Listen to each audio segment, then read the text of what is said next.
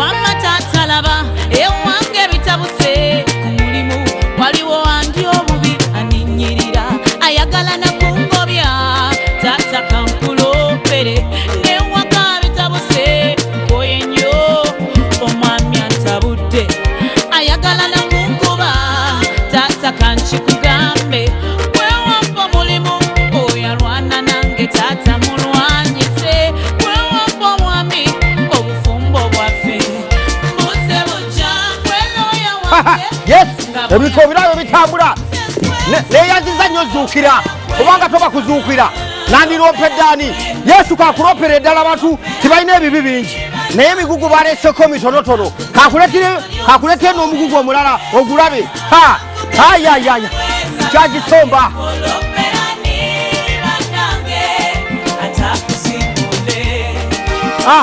yesu ndozi ogulabe guno omugugu ogulabe kabasooke bagusembesi ogwetegereze bulungi yesu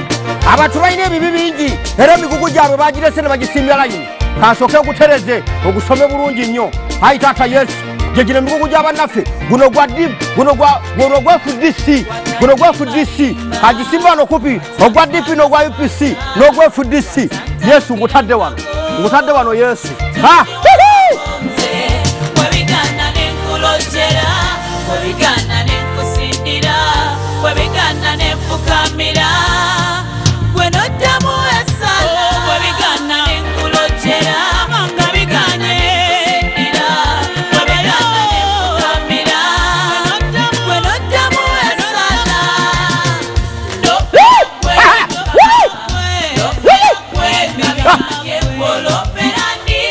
yesu ngoperagu ndozi olabe bitambula nakugamba mwendafu akuba esimu atokuba simu genda mu simu yo basirikira message sosawo ekigambo zone buka wakabanga otekewo bwakabo bulunyosi obusooka okuwaana abantu bo obusindika ku 89 yesu kyakulopera kave mu kayimba kano nkuletere n'emigugu emirala mingi nnyo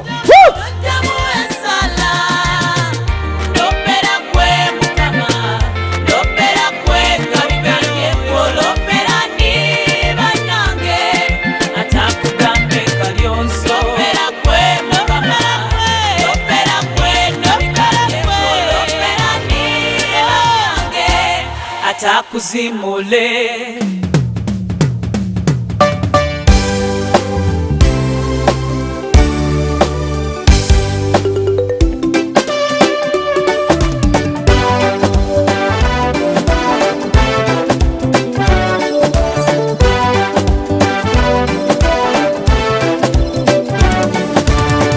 waliwo abawulira nti walukagayimbye enabo ne bajja ngeri okuyimba kwaffe gye kutali mu bya interview ennaku eri mu ndongo abayimbi b'ennaku zino olyava mu kyalo ng'alina gwaze okulwanyisa omulala n'asalawo awalampe mulumba mbw amuddemu atera amanyike so oluyimba lw'oyiya ng'omaze okukaawa kizibu nalw'okuwoma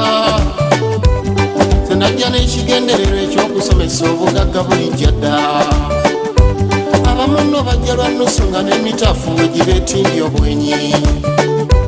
obusungu bw'omuddugavu okumutegeera otanula okumutikka entamu ye bakulabudde omutego nti gutuga ekigwa alina obulagonojo ze najja neegomba enjiya y'abalensi mabirizi ne kaffiro era nabeera ng'awo ngamba buuzabuuza bwe baali tebanazaawa naali bakongoseko nange bwentyo nengwa singa nali mbalwanyisa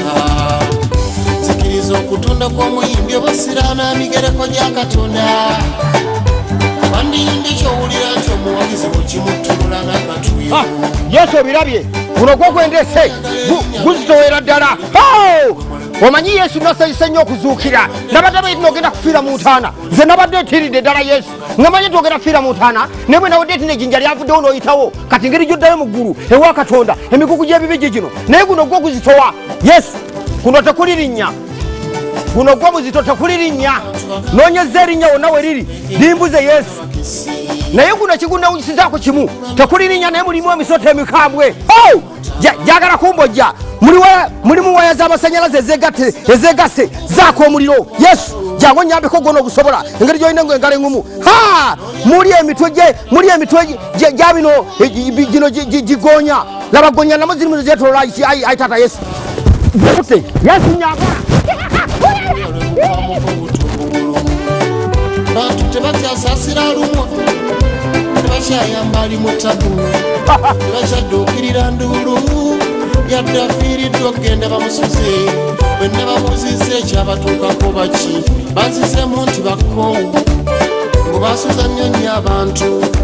kyokka bo bwe baafiirwa ne batabasuza ngo basima nnyo nnyo entaana bo baafiirwa tebalaba ku muntu yajja kusima n'okuziika ne bakukyawa temubanenya mbuno bakowu bwe baawola nnyo nnyo empiya bwe bayavuwala teriyo yabakombya kiro kya nusu bamalaya baliko omufumbo kati bali mukawa mu bakowu Yesu ngukute ayayayaya guno omukugu Yesu gunsobedde tekuli linnya lye bawandiseeko yadde naye bibi biri muno mama mulimu n'ebiwunyaga nga kazambi kambikomi wano Yesu ebisigadde tunaabira bawiiki ejjanga okomyewo mwaka gujja Yesu kale bannaffe pulogulamu bwetyo bwebadde neyazza okudawa mwenamwena bagitandika sawero kasooka embeeyazi temujjaako oko bannaabe pulogulamu eno bagita buzikizoni ebeerawo mumande paka lwa mukaaga wano ku WBS wokka ebeerawo saa 12 ez'akawungezi mpaka ssaawa emu nange tulevayo bikukuju muzzukulu wa stokes eyomba n'ekigere ekiwunya era nga ne muzzukulu wa magetisi yagumira bakama bayo abatalina njala mu bigere era nga ne muzzukulu wa bwaterya bijanjaalo ndi muzzukulu wa nakyombe tamufumo magezi kambirikeze twali aterekereza olaba namunange ne Bishop David Kiganda yerekereza okuva mu buwulu n'awasa musibenga bamwagala mbe bayisa amateeka ne gatakola ne galyolongebwa obukundi olw'okuyisa amaaso mu bantu abaabalonda ne kibaviirako okukowa beekalakasiza ne bakoowa era beemeketera mbu nga tinfimbi n'abalonzi nabasanze nabo ne bandiiramu mbu nno bakoowu okukeera nga ne balonda abo be baagala nkya ne balangiriramu ate be batawa yogera amazima ng'owejjangabika mbu bafuuliddwa nnyo abawumba tuutu omusaala gw'abasomesa okuba akawujjo nabo tebakyagwirana ekyo kyekiviiriddeko nno n'amasomero koppa n'okubba ebigezi tebakyasomesa bakoowu ani aloga Uganda obutaweera omusawo akuyitakawo ng'otawa omusawo akuyitakawo ng'otawa ng'ebirowoozo birikamba mu bangi enju yasaba bongera omusaala beerema katajja lwakutuusa mukolo obufa n'ofa yajjanjaba n'atasimwa yediima n'abikoowa asuddeyo ogwannagamba lwa bukoowu maama fina gwoyogera n'emisamwa gira n'osamirira olukalu naawe bamashehi n'abasosoloti n'abapotosa bamuganya esaala nnyingi tebikomerera ensenyu gye balanga abantu okwogererawo mu kitakowa tabanga ne katonda yatukowa dda olwabuli omukola kyalabe yatesonyiwa abantu beewola ennusu okuva mu mabanka bye basingayo ebitono boda amafuta galinnya 35